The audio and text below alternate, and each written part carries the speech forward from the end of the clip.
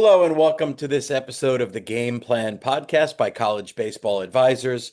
Hopefully, you've heard and watched enough of these episodes to realize what this podcast is about. We generally interview college coaches, although occasionally we get pro coaches, high school coaches, and also players at various levels to discuss their path, their journey through baseball, their recruiting process, development, mental game, anything that they've learned in their experience and that can help others.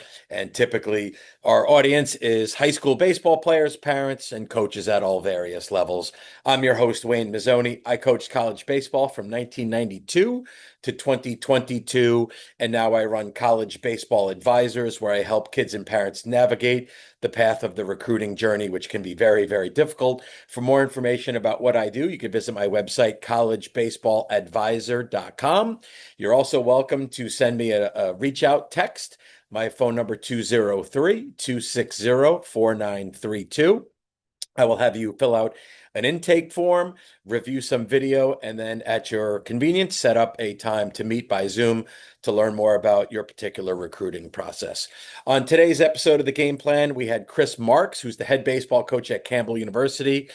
Boy, there's a lot of coaches that are just energetic and just fired up, and they love baseball, and it really comes across. And it's absolutely the case with Coach Marks. We covered his background, kind of growing up in Indiana, really played multiple sports, but had older brothers that played baseball, even up into the professional, not pro ranks, but professional ranks. So he was always around baseball, and then was recruited, played at junior college, went on then to play at four-year school and started his coaching career, basically, as he mentions, by his junior college coach asking him if he wanted to coach with him. So he really wasn't sure of his journey, and all of a sudden being asked, do you want to coach, really started him on that path. Justin Hare, who is now the head coach at Ohio State, former head coach at Campbell, was one of his coaches early on in his career that he connected with many times through his coaching journey. We covered really a lot of stuff from the development process, from Campbell itself, from their baseball program, what he's looking for in recruits, how he wants to be physical, how he wants his roster to be older, and talked about how he runs practice, the team meetings that they do every day at 2:45 for life lessons and different things. Just really awesome the way he is running his program, and it's no surprise that Campbell, with a great reputation for baseball, has him at the helm. So hope you really enjoy this episode with Chris Marks, head baseball coach at Campbell University. All right, Coach, first and foremost, I really appreciate you meeting with me the season is starting to kick off, right? The guys are back. That first game, it starts to loom. It's funny because I coached 30 years and I don't coach now. And like, it's this time of year, I'm just in the snow up here north. Now, Yeah, you're in, as we talked about before we hit record, like you guys have scrimmages coming up, which we'll get to in a minute. But I always like to start off when I meet coaches, and you and I are really meeting for the first time. We have Matt sure. Rodriguez in common, which we may get to on here. Yes, So you were born and raised in Indiana, correct? that's right. That's right. Yeah, Evansville, Indiana. Had three older brothers. Was, kind of around the game my whole life. Two of them played professionally. One of them was in AAA for 5 years. Didn't ever get the call. Had a chance to go up in '94 with the strike as a replacement player, but chose not to, wanted to make it on his own. And so every vacation that we ever took, my entire childhood was going around and watching one of my older brothers play somewhere, right, in Florida or spring training or whatever it was. So, but yeah, that's where I grew up, where I started my career was at the University of Southern Indiana, right there in my hometown, and then have it kind of bounced around North Carolina, Arkansas from there. So this will be the only question about this, but growing up in Indiana, do you care about Indiana football winning the national championship? Is that something of interest or not on your radar, really? No, well, it was an interesting story just because Signetti did such a tremendous job with that group. So it was interesting to follow. Just because when I was in college, Indiana football games looked like high school football games. Like Yeah, there was nobody in attendance, and everybody mainly in Southern Indiana grows up a Notre Dame football fan and an Indiana basketball fan, and so right. Hoosier football was not really thought about. And then I spent 4 seasons at Purdue. And so that was was our rivals. So you were rooting, against them. That was your rival every day and stuff like that. But what an amazing story! Just watching, what he did with that program, a program that nobody thought could reach those heights or really anywhere close to those heights, and to do it in such a short time span. There's good lessons. As a coach, you're just trying to learn from anybody that's the best in the world or what they do, right? And whether it's inside of baseball, whether it's in business, whatever it is, just trying to learn from those people. And I think there's a lot that you can take from, what he's able to accomplish in such a short time. Yeah, and I totally agree, but I also give him credit in that he's like, hey, it's a new landscape in the world of college football. Like if they're going to support football from the top down, you can change programs. So I That's don't know right. if I'm not sure in the college baseball world it's totally equivalent. I don't know if, college programs are throwing in crazy money to turn around baseball programs. But we'll get to that piece in a minute.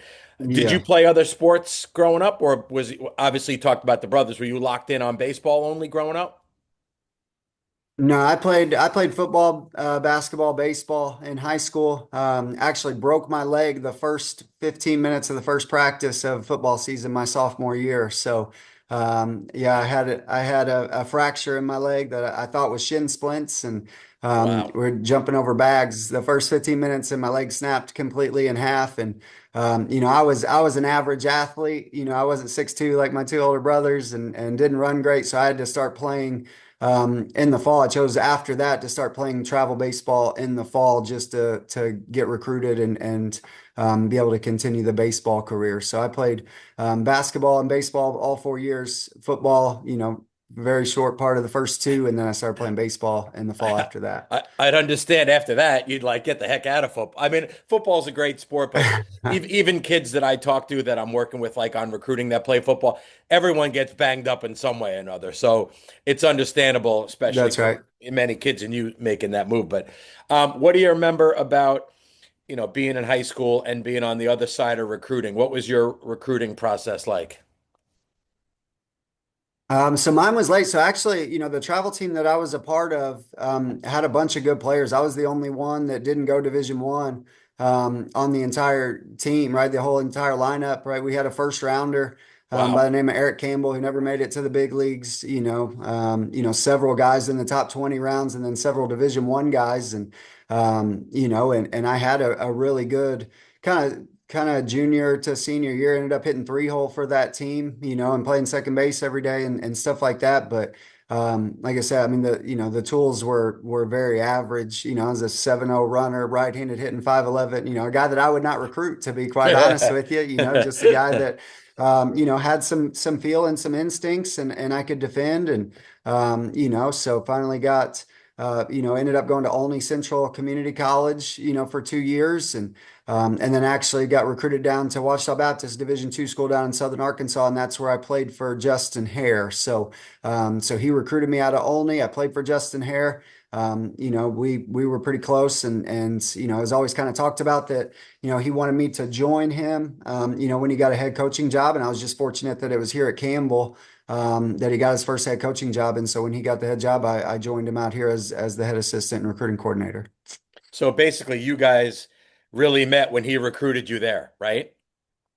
Correct. Yep. Wow. Yep. And then Oh, he coached me for 2 years. And then my senior year was his last year. He came to Campbell as the assistant under Greg Goff. And then I went back, had a couple different options. Could have went back to Olney. Could have joined the scouting ranks with the Baltimore Orioles, but ended up taking a grad assistant position under Tracy Archuleta, who's now at Indiana State. Um, at the University of Southern Indiana, and spent 4.5 years there. Won a national championship at the Division 2 level in 2010, and then actually went to the University of Arkansas Little Rock and worked for the guy that was the head coach where I played, Scott Norwood at Arkansas Little Rock, for 2.5 years before coming out to Campbell to join Justin. so um, with did you know as you were a player you're going to work in baseball? Like this is all I want to do. I want to coach, scout, something. Were you locked in on that even as a player? I was not. I actually it was the summer going into my senior year. Coach Conley, who was the head coach at Olney Central, who I played for, he was in Evansville, my hometown.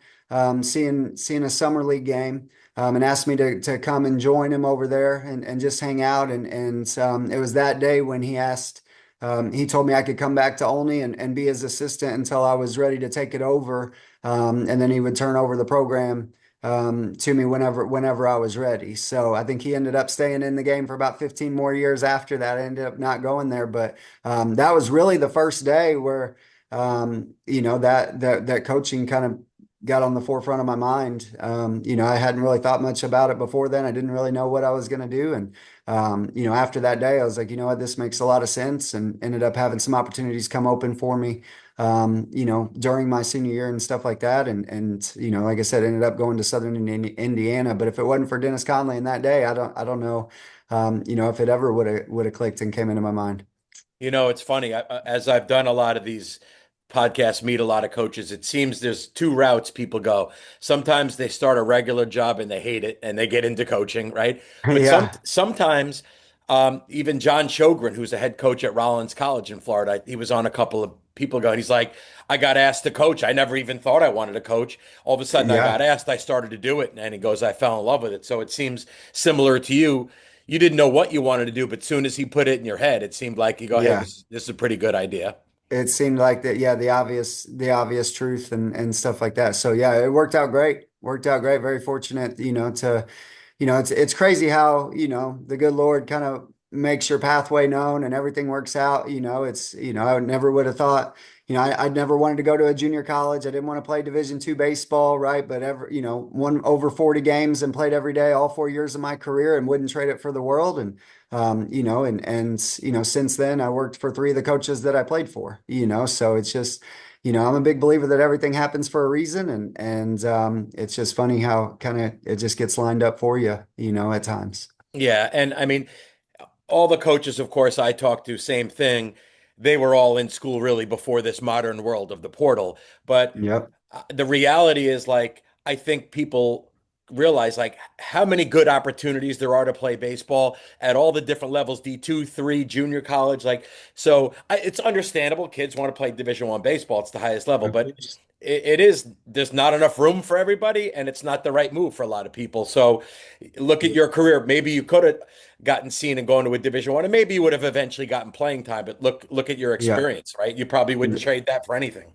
Wouldn't trade it for anything. That's right. Right. I always tell guys, I got nephews that are going through it a little bit right now and stuff like that. And I tell everybody, right, if you're playing and you're winning, like you're gonna have a tremendous experience. If you're not doing, either one of those two things, it's not gonna be great. So whatever level it is, if you can go somewhere where you can play and you can win, you're gonna love it. So, if I have it right, Southern Indiana was your first actual coaching job, correct? Correct. Yep. Okay. Because one thing I do want to get to as I was researching the background in different places you've been, you're one of the rare dudes that obviously you told me you played second base, so I know you were a position player, you coached hitters for a while. At some Yeah. point, you became a pitching coach too, That's right. which is pretty cool. So, at Southern Indiana, were you just dealing with defense and hitting at that point? That's how I started. Yeah, so I was basically a student assistant for 1 year, finished the degree and grad assistant. I was very fortunate that Coach Archuleta, right away he gave me the outfielders and kind of assist with the hitters and then basically, pretty quick he allowed me to get more and more responsibilities in recruiting and in the hitting and things like that. And then 2 years in, we lost our pitching coach. He took a head college job. And we only had one paid assistant at the time, right, in Division II baseball, and that was our paid assistant. And Coach Archuleta went from kind of the day to day over the hitters and switched over to doing the pitching, which I thought was extremely impressive.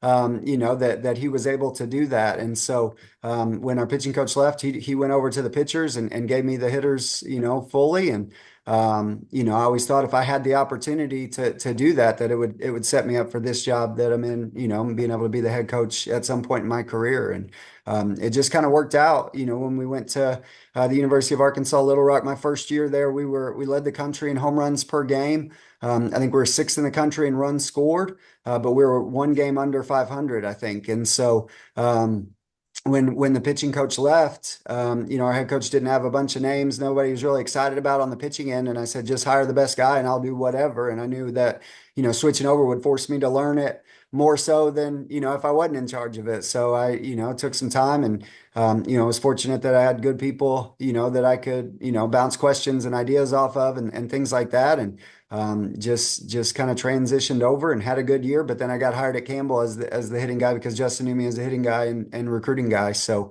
and then it was almost kind of deja vu all over again. So ended up switching back over to the pitching again while I was here at Campbell as an assistant. So talk about a little bit that first time you're now the pitching coach. Was that were you excited about, like you said, you tapped into people and learned, which is the way to do it, but was there a little Yeah. bit of like, holy crap, I gotta run the pitchers now?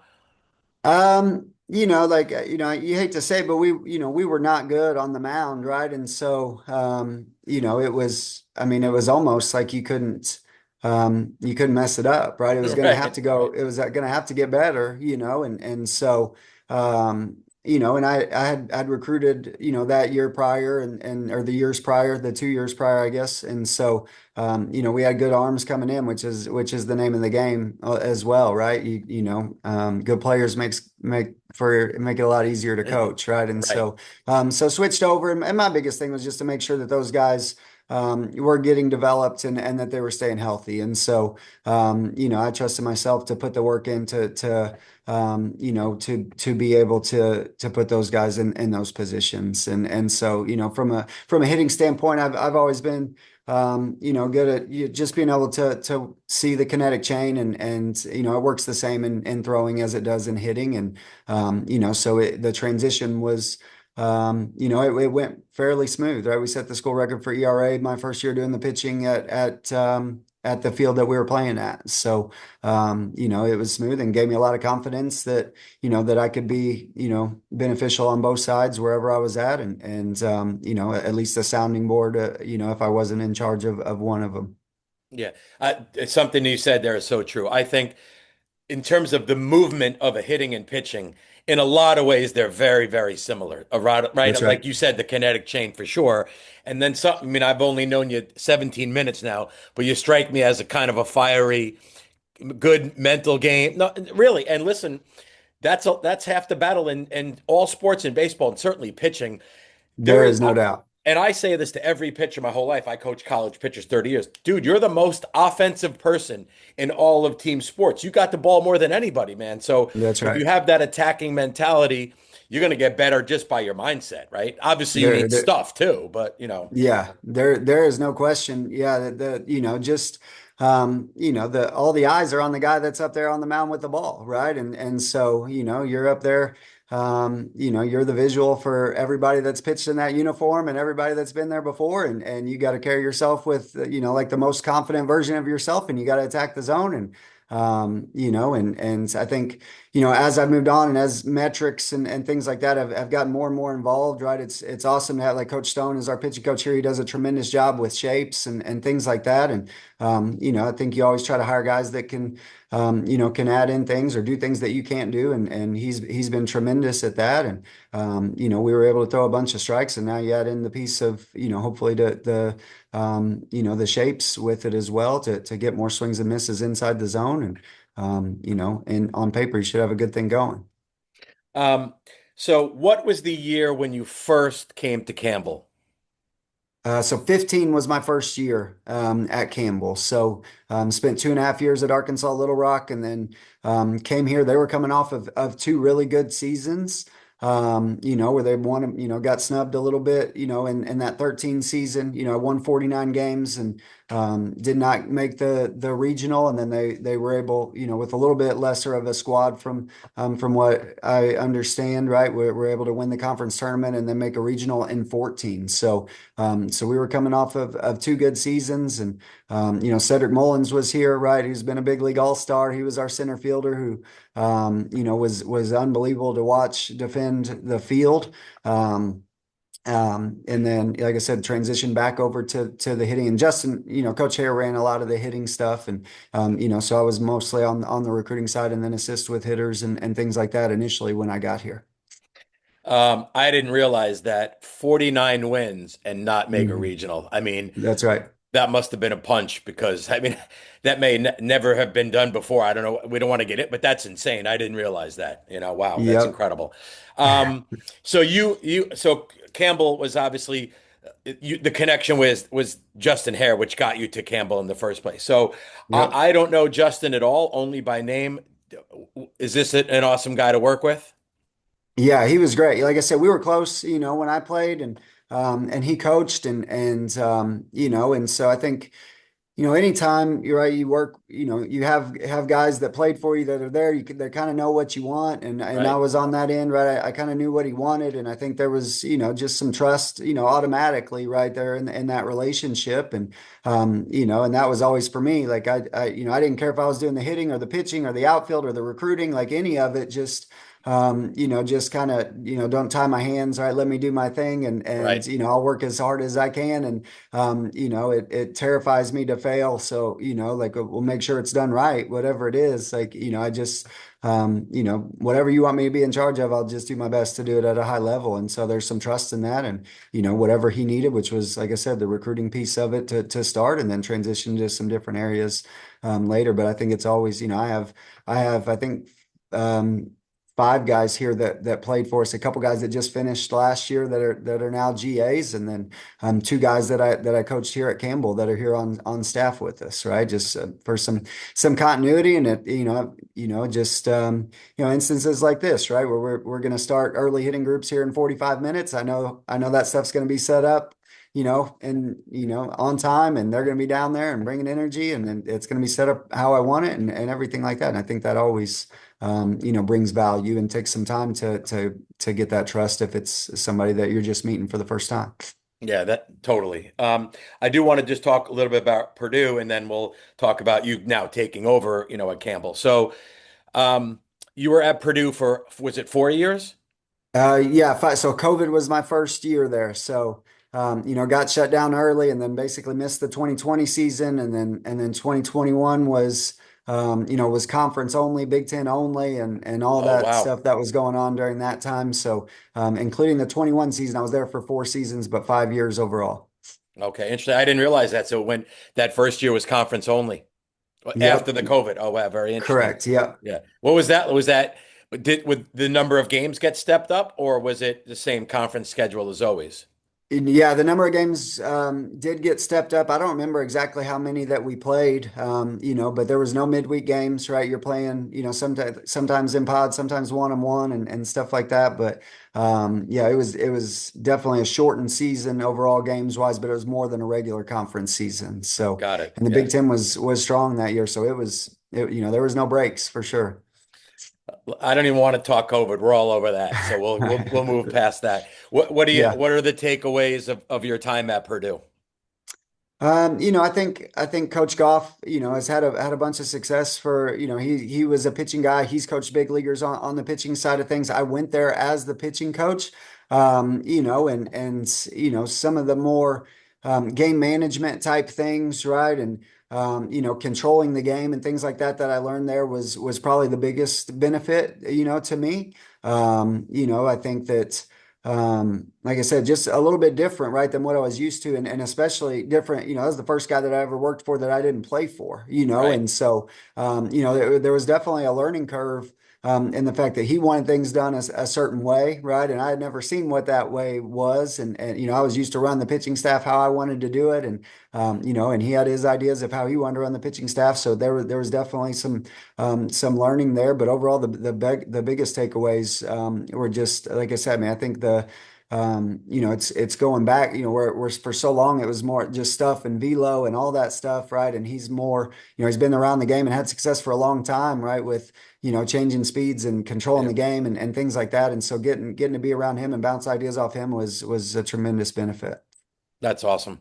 Obviously, then you get the opportunity now to come back to Campbell, um, a place that you had been to. This is now your opportunity to get the head coaching job. So first of all, you're still probably pumped from getting the job, right? I mean, right? Absolutely. Which is Yeah. awesome. Um, Obviously, in the baseball world, Campbell's got a great reputation. I've actually never been to campus. So for me and anyone watching, listening, can you just tell us, forget baseball for a second, tell us just about the school itself?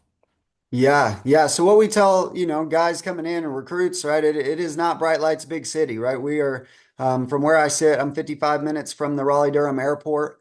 We're about 30 minutes from the outskirts of Raleigh, which is like Holly Springs and Fuquay Arena, and the area is exploding. Right? Raleigh is always one of the top five fastest growing cities in the country, and so so more of that traffic and population continues to move down here, in this direction, but we tell guys all the time, right? The guys that are successful here are the, quote unquote baseball rats, right? Like Right. they love being at the field, they love hitting extra. Our facility is open all the time for those guys. I got the job last July and it's at 9 o'clock at night and guys are turning off the lights at the stadium from, hitting the big hack on the field with the track man on, right? And so there's no fancy bistros, there's no club scene. We're an hour away from the beach.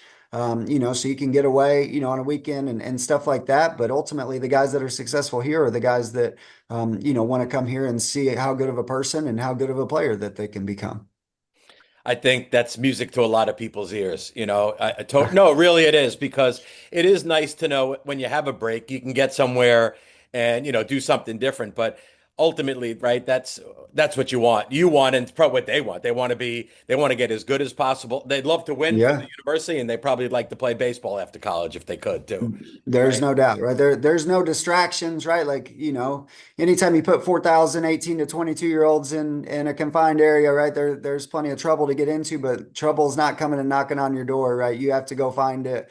And so, it allows you to focus on your habits and your processes and getting as good as you can at the game of baseball and see how good of a student in person that you can become. So, So we discussed as this meeting started before we recorded that you often have, especially this time of year, you'll start off a lot of day with meetings, team meetings, whether it's actually before I even say it, let's ask you what happens at these team meetings that you run.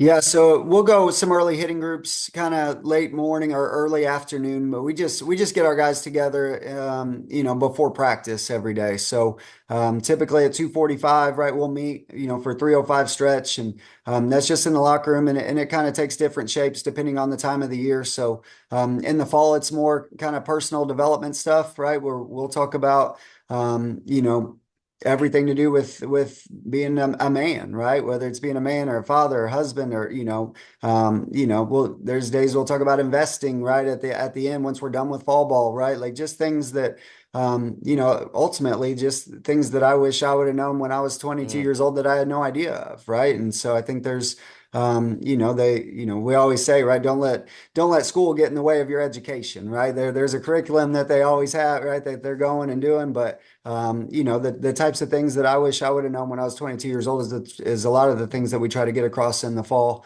During that time, there's also a team building aspect to it, right? Where each guy will get up in the front and, talk a little bit more personally about themselves, right? So their teammates can get to know them and, playing for each other as opposed to with each other, I think is easier, right? Right. If you've heard of Campbell baseball, you've heard about the brotherhood, right? And so that's always something that, we're trying to foster the relationships amongst each other and player to coach and those types of things. And then, as we transition into this time of year where it's, less about development, and more about winning, it's the type of things that cause winning baseball, right? It's film review, after weekend scrimmages, it's mental game, talking about their processes, right? Whether it's, just daily processes, whether it's pregame, whether it's pre-pitch, right? All those types of things. And so like I said, it takes different shapes depending on the time of the year and what's important at that time.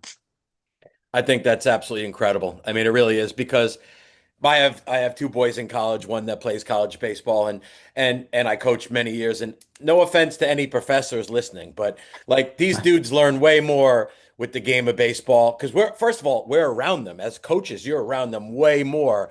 But that is listen, you do grow up in college, but it is a shortcoming.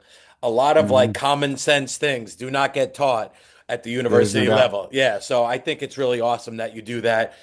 Listen, you want to make better baseball players, but you want to make better people. And it sounds like those That's right. meetings. or a good start to that, which is really cool.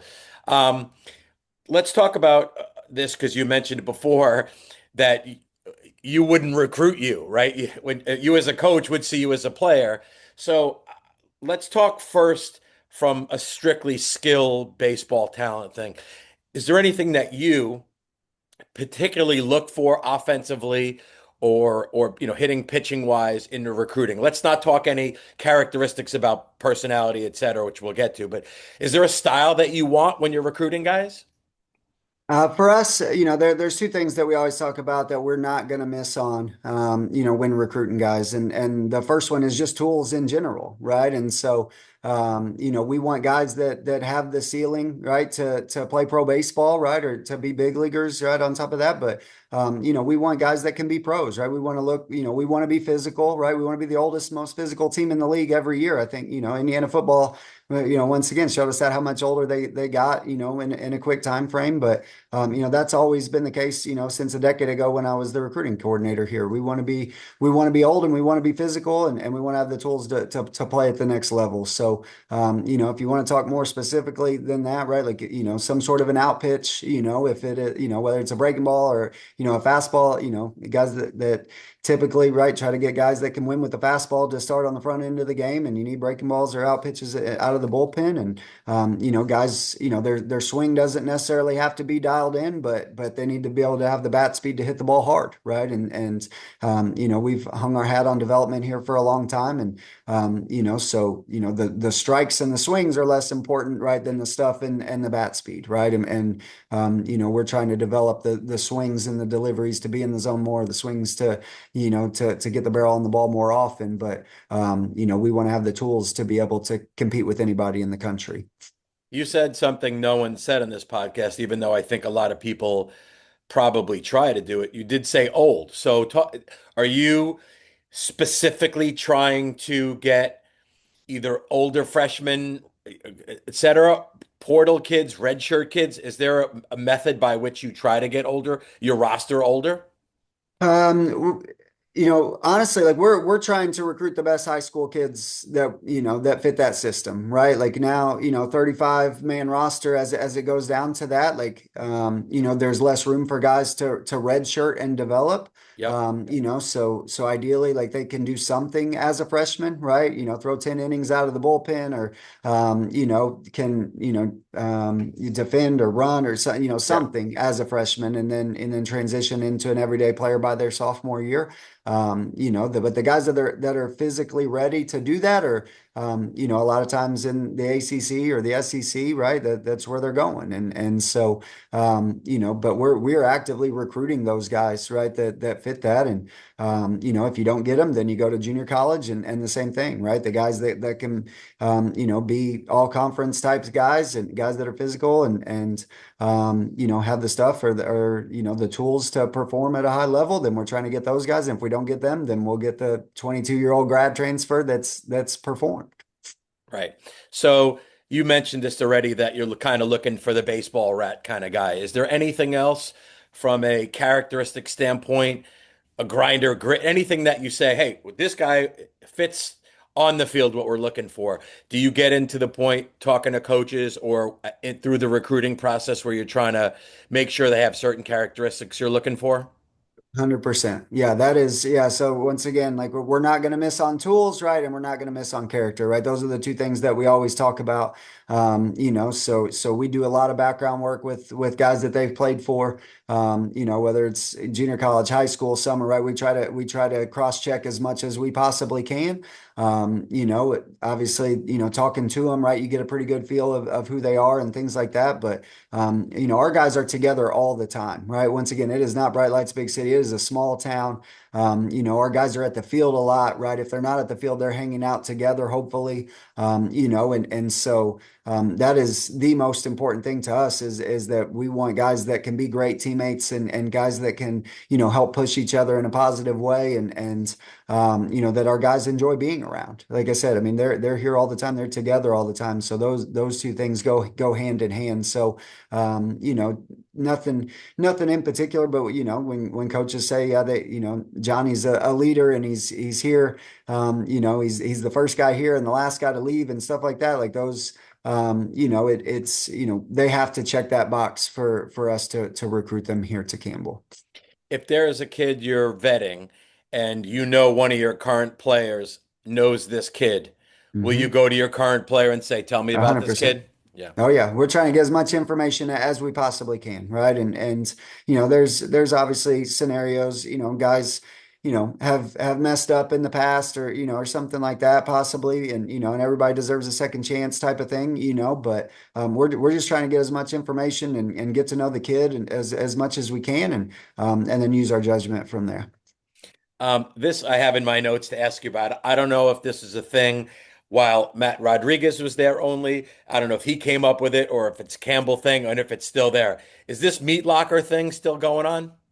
It is. It is. Yeah. So the meat wagon, yeah, the Meat meat wagon, wagon meat wagon. is I got to get it right. Yep. the meat wagon came about a tremendous idea by, whoever came up with it in the first place, Right. whether it was Coach Hare or Coach Rodriguez, I'm not sure. But yeah, Coach Rodriguez was our strength coach. And it was during COVID. So it was after I left when other schools and teams on the road were not letting guys into their facilities to work out is kind of what happened. And so they said, okay, well, they won't let us in their facility to work out, so we'll just bring our own, right? And so it's a custom made mobile weight room with four racks. So four racks fold out, and it is fully loaded with basically everything that we have in our weight room, right, all the way down to the chalk, right, bands and chalk. So it's kettlebells and trap bars and straight bars and safety bars and plenty of weight, and so we still pull that on the road with us and.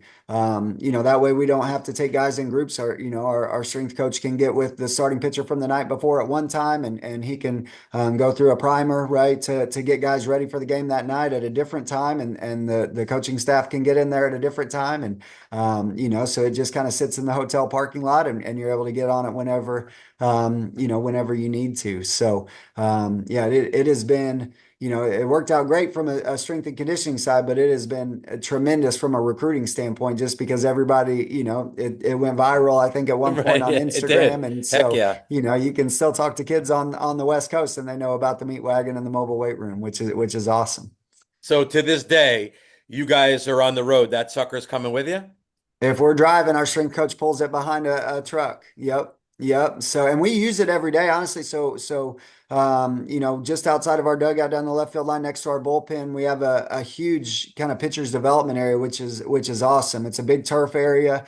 So they can push sleds and throw med balls and you can fit 15 guys on the plyo wall and all that stuff. And then our mobile weight room sits right there. So, anything they need from an activation standpoint or from a recovery standpoint is right there. And if somebody wants to hit an arm farm while, after they're done, then it's right there to hit an arm farm. So So obviously this is not where the team does its regular lifts. This is out by the field, which it's convenient to hit during a practice or et cetera, or a game. Is it out there during games even too, if guys want to use Yep. it? Yeah, it stays parked right there, basically just outside our bullpen down the left field line. And so, so the Friday night starter, right, as he gets done and is out of the game, like he can start his recovery lift right then, right, and then he's able to keep the next day, keep the high days and the low days the low days. So as opposed to waking up at 8 o'clock in the morning and getting his lift in at that time, right, he can jumpstart his recovery by 12 hours, right, if it works for them. And you're always trying to find kind of how it works,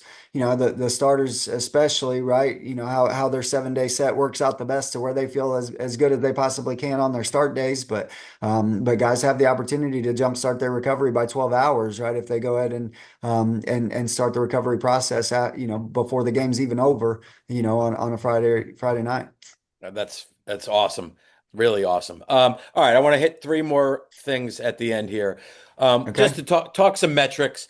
You know, it I'm always torn. I got gray in the beard, coach. You don't have gray yet. So that means I'm a little old. There's some in there. There's some Yeah, coming there. Yeah, yeah. Be the head coach long enough, that'll that's keep right. rolling in. But um, to me, metrics are something probably to look at first, but then ultimately you got to play the game and you got to perform, which I think Yeah. you'd probably agree with.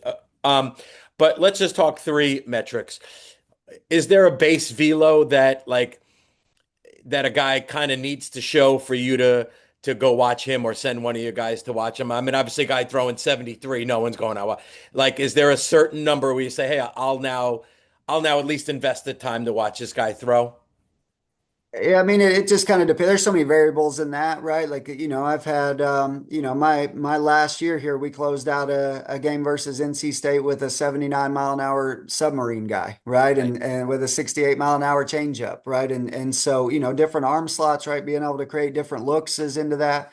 Yeah. That goes, for sidearm guys, that goes for left-handed pitchers, right? Like with a breaking ball, anybody that can create unique angles and unique looks, right? Like, if it's yeah, a similar arm slot to, the 95% of the right-handed pitchers right somewhere in there, then it's a little bit different. But like ultimately Right. they need to be able, they need to have an out pitch in some regard, right? And so, if it's by creating a different angle, if it's by a breaking ball, right, which obviously velo helps on the breaking ball too, but not necessary, right? If you have an 82 mile an hour breaking ball, but your fastball is only 88, then as long as we can, have a plan to get outs with his stuff, then there's I guess no minimum, for sure.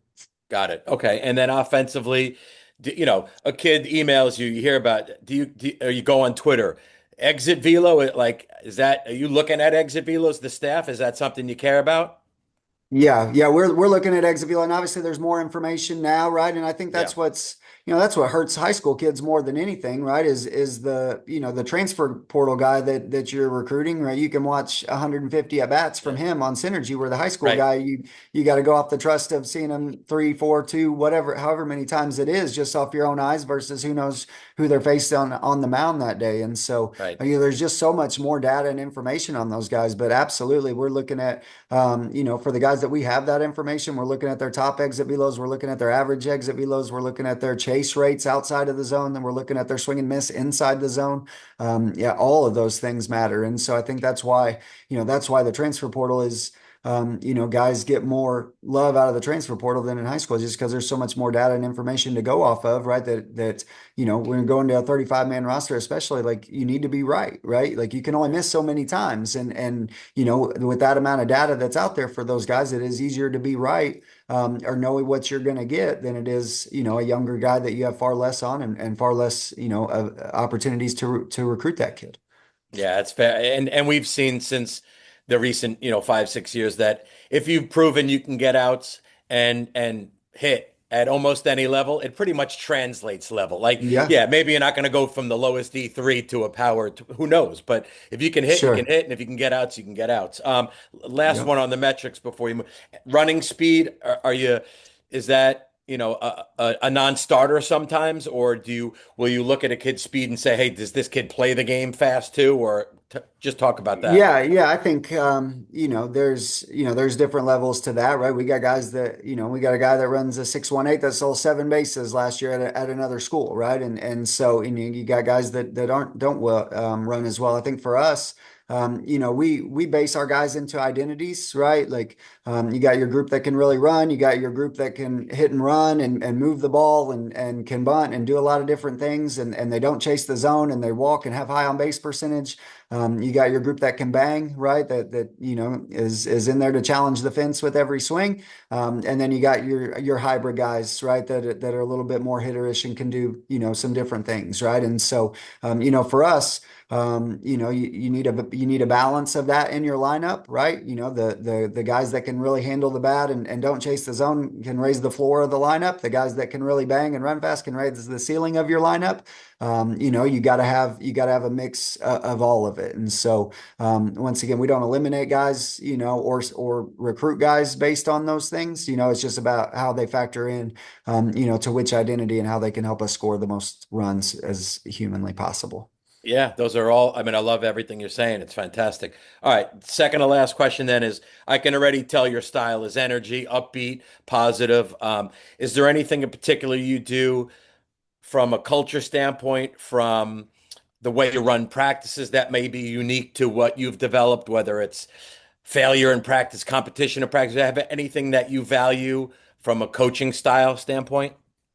I think there's been a lot of research, right, just about gamifying things, right? Like I think guys get better when there is competition to it, right? And so trying to make creative ways to make it, to make it fun, right? Like but where they're getting better, right? And so I think that would be the biggest thing. I mean, we run an upbeat, fast tempo, practice, right? And that's probably been the same from the way that Justin Hare ran practice, from the way that Coach Goff ran practice, right? It's, the structure is always, fairly similar to how we're going about it. And then, any opportunity that we can find to, quote unquote, gamify it and make it competitive and make them enjoy, we train hard, right? Like we ask our guys to sprint and base running. We ask them to dive for balls defensively in BP, right? We're asking them to hit 104-mile-an-hour fastballs and 86-mile-an-hour sliders, right, which can absolutely beat you down. So if you can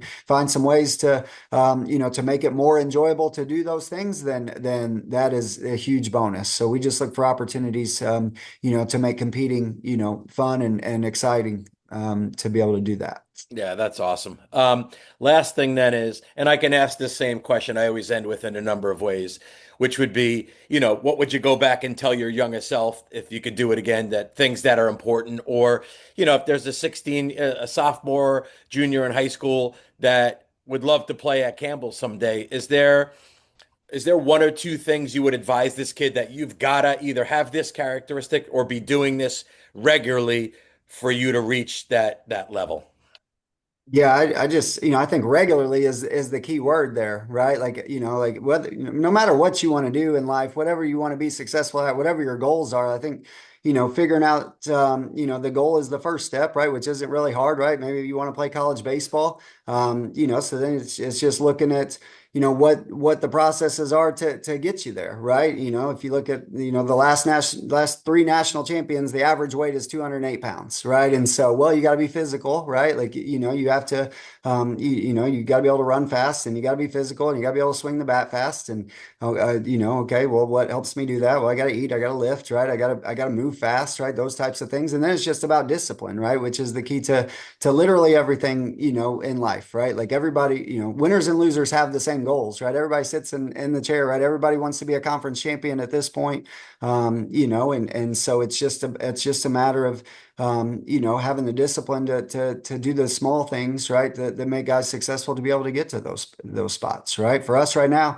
it's we call it the free base war, right? We were 20-8 last year, right? A tough year. We were very young last year, but we're 20-8 when you win or tie the free base war, right? So, can you throw strikes, right? Like, can you earn your walks by not chasing the zone? Can you hold runners? Can you, like, but it takes some discipline to work low legs and catch play or whatever it is, right? And I think that, figuring out what the answers are is not easy. It's having the discipline to do the things that it takes every single day to get to that point is the challenge, right? And, and that takes, it's just a constant, way of life to try to get better at those things because it's not easy, right? It might be easy on one day, but it ain't easy the next day. And so it's just, making yourself do those things, that it takes to be successful. And you'll gradually start to build up your confidence in doing those things. And ultimately, you can really do anything you want in this world as long as you have the discipline to go through those processes to get to the goal.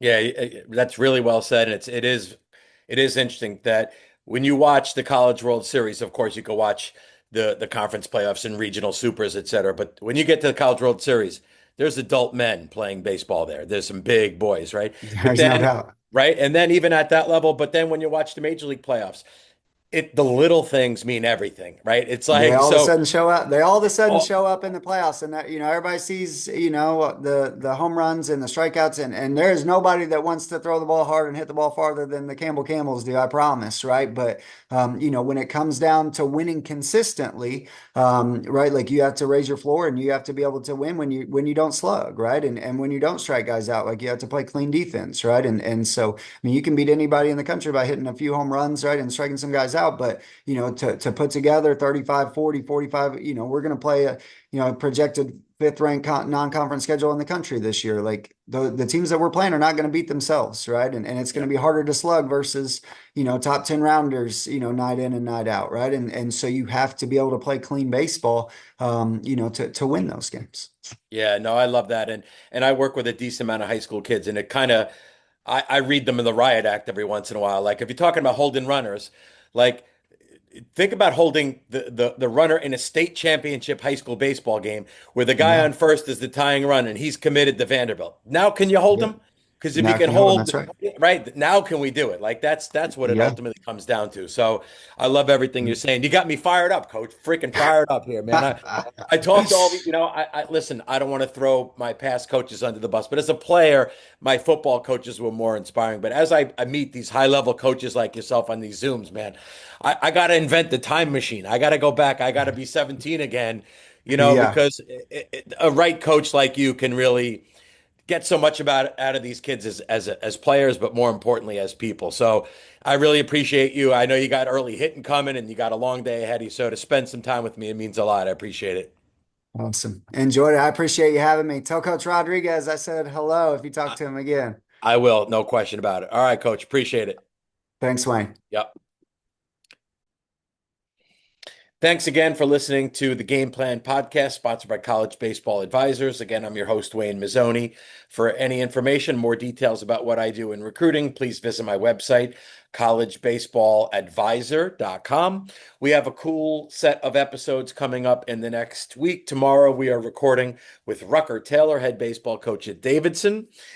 Next week, we have Josh Heenan, the founder, owner of ATP, Advanced Therapy and Performance, where we're going to talk about one of his recent posts that was really detailed about what young players should be doing or not doing to develop as athletes and be healthy. And then the third podcast is a prep school podcast where we have Todd Matheson from Canterbury School, Andrew Dixon from Choate, Ty Wasleger from Westminster, and who is the fourth? Donnie McKillop. God, sorry, Donnie, I forgot. It's hard to remember off the top of my head. Donnie McKillop from Loomis Chafee. We're going to talk about life at the prep school, and what that can do for your recruiting journey. So again, look forward to seeing you on our future episodes, and thanks again for listening today.